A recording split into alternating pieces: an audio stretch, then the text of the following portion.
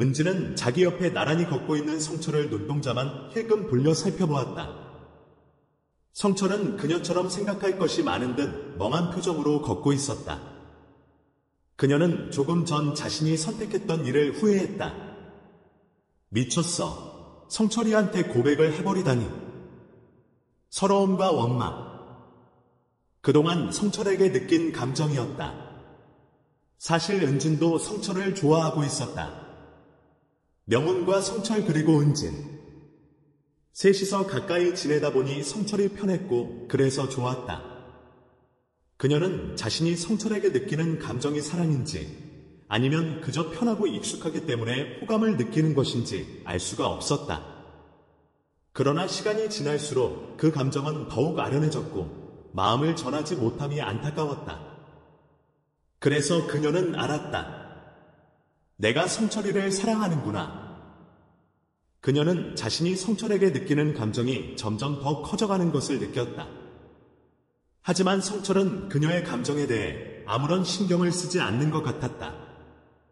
그녀는 이제 30대 중반에 접어든다. 그녀 스스로 생각하기에 노처녀도 이런 노처녀가 없었다.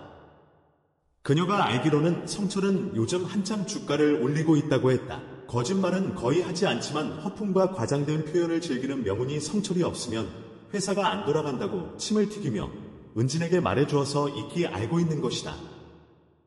그렇다면 자기보다 어리고 예쁜 여자들도 얼마든지 누릴 수 있는 성철이 아닌가? 그 생각만 하면 그녀는 이루 말할 수 없을 정도로 비참해졌다. 그런데 어떤 이유에서인지 오늘이 되어서야 자신을 불러 그녀를 설레게 할 수밖에 없는 말을 줄줄이 늘어놓았다.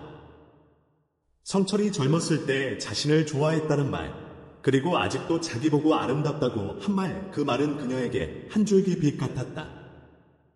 그냥 내뱉은 말일 수도 있다고 생각했지만 그래도 행복하고 가슴이 설레었다. 분위기에 취해서 사랑한다고 말해버리다니? 내까지 깨. 성철이가 얼마나 우습고 가소롭게 생각할까? 나이든 노처녀가 자신을 넘본다며 속으로 비웃을 게 분명해. 그녀는 객관적으로 볼 때 그렇게 늙지도 않았으며 충분히 매력 있었지만 스스로 그렇게 생각했다. 그동안 성철의 소식이 궁금하고 또 얼굴도 한번 보고 싶었지만 성철 앞에 나서면 자신이 초라하고 비참해질까봐 그를 찾지 않았다. 누나 다 왔어. 들어가 봐. 성철의 말에 그녀는 화들짝 놀라며 상념에서 깨어났다. 추운데 밤길 조심해서 가. 누나, 잠깐. 은진이 돌아서려던 찰나에 성철이 그녀를 불러세웠다.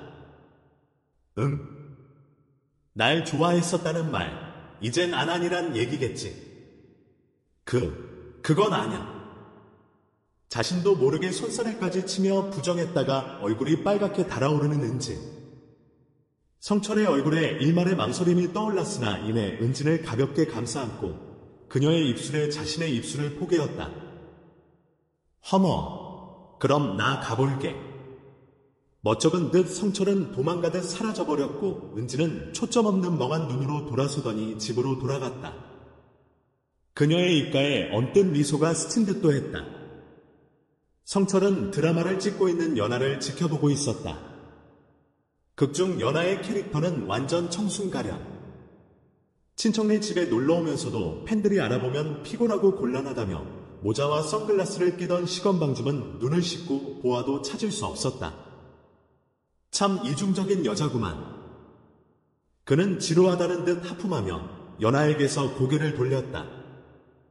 그리곤 손을 쓱 올려서 자신의 입술을 매만졌다. 왜? 그런 짓을 한 거지. 은진 누나에게 사과한 지 얼마나 지났다고 그런 스킨십을. 자신도 모르게 충동적으로 은진의 입술을 덮친 건 이틀 전 일이었다. 어제부터 본격적으로 연하의 매니저 일을 하기 시작했는데 저 맹랑한 계집이 어찌나 유별나게 굴던지 피곤하고 힘들어서 은진과의 일을 떠올릴 틈도 없었다. 그것이 이제서야 기억의 틈새를 비집고 머릿속에 떠오른 것이다. 그는 눈물을 줄줄이 흘리는 열연을 하고 있는 연하를 바라보면서 한숨을 푹 쉬었다. 도대체 왜 그랬을까? 그녀의 입술이 너무나 먹음직스러웠고 또 그 순간 젊을 적 은진이에 대한 애틋한 감정이 살아났었다. 그렇다고 하더라도 그렇게 충동적인 행동을 했으면 안 되었는데 오늘 그녀는 그의 핸드폰으로 애정이 가득 넘치는 문자 메시지를 수없이 보내왔다. 그에겐 그것이 굉장히 부담스러웠다. 은진이 마음에 차지 않거나 특별히 싫은 이유도 없지만 이미 사랑이란 감정을 버려버린 그에게 있어서 여자라는 존재는 특별할 게 못 되었고 은진도 예외는 아니었다. 물론 은진에 대한 향수가 조금은 남아있지만 게다가 그녀와의 관계를 진전시키려면 단순히 여자친구나 애인 삼기엔 조금 무리가 있는 나이니 약혼을 하건 아니면 식을 치르건 무언가 조속한 대처가 필요했다. 사회적인 성공과 부의 축적이라는 목적을 아직 다 성취하지 못했다고 스스로 생각하는 그에게 있어서 은진은 너무나 버겁고 부담스러웠다. 은진 누나에 대한 감정을 다 지워버린 건 아니지만 이미 난 세상에 찌든 속물. 내 성공과 진로에 있어서 무언가 방해될 게 있다면 나는 가차없이 버려야 해. 특히 여자는 그런 내게 있어서 너무나 위험한 존재야. 그렇게 생각은 하고 있었지만 그녀가 그냥 다른 여자들과는 조금 다른 존재였기에 스스로의 감정을 칼로 자르듯 끊어버릴 수가 없었다. 자신의 성격이 딱 부러졌다고 생각하는 성철에겐 어색한 갈등일 수밖에 없었다. 게다가 과거에 지은 죄도 있는 데다가 그녀가 오해하도록 행동을 했으니 더더욱 그녀와의 관계를 정리하기도 힘들어졌다. 아, 이 미친놈아. 거기서 키스는 왜 해?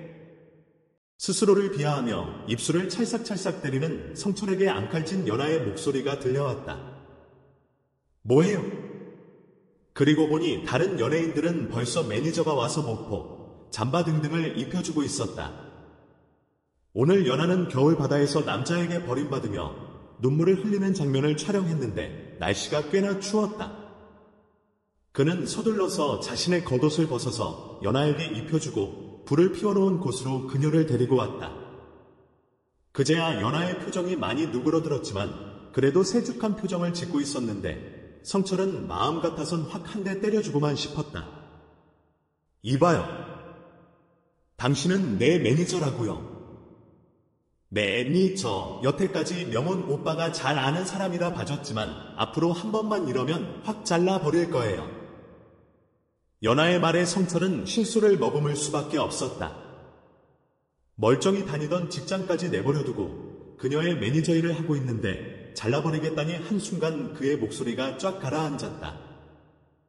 너 자꾸 그렇게 버릇없이 날뛸래?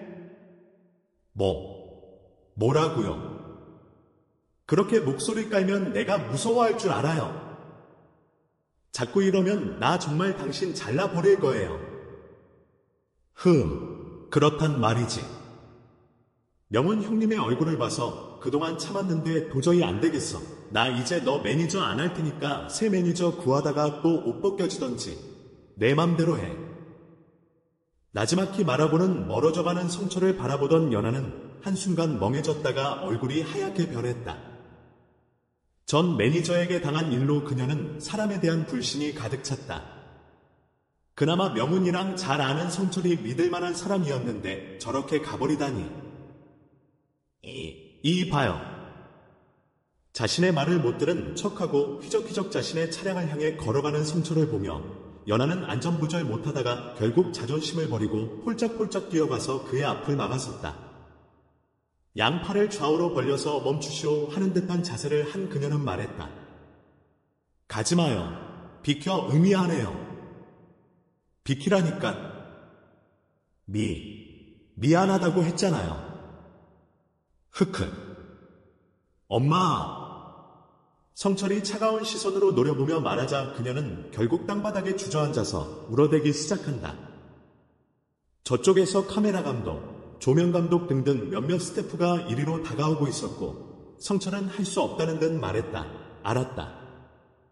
알았다니까. 매니저 한다고. 그만 울어. 진짜요. 오냐. 그녀는 그제서야 퉁퉁 부은 눈을 부비면서 폴짝폴짝 뛰어가서 스태프들 사이에 끼어 점심밥을 먹었다. 언제 울었냐는 듯 해웃는 그녀를 보며 그는 인상을 팍 썼다. 아, 정말 골치 아파. 20을 훨씬 넘은 계집애가 왜 울고 지랄이야. 그가 고개를 설레설레 저을 때 그의 핸드폰에서 문자 메시지가 도착했음을 알리는 소리가 들려왔다. 탁! 그가 핸드폰을 위로 확 젖혀 메시의 내용을 확인하자 그의 표정은 더더욱 굳어졌다. 성철아, 나 은진인데 내일 토요일이니까 시간 내서 만났으면 해. 이걸 어쩐다. 요즘 스트레스 받을 일이 너무나 많은 성철이었다.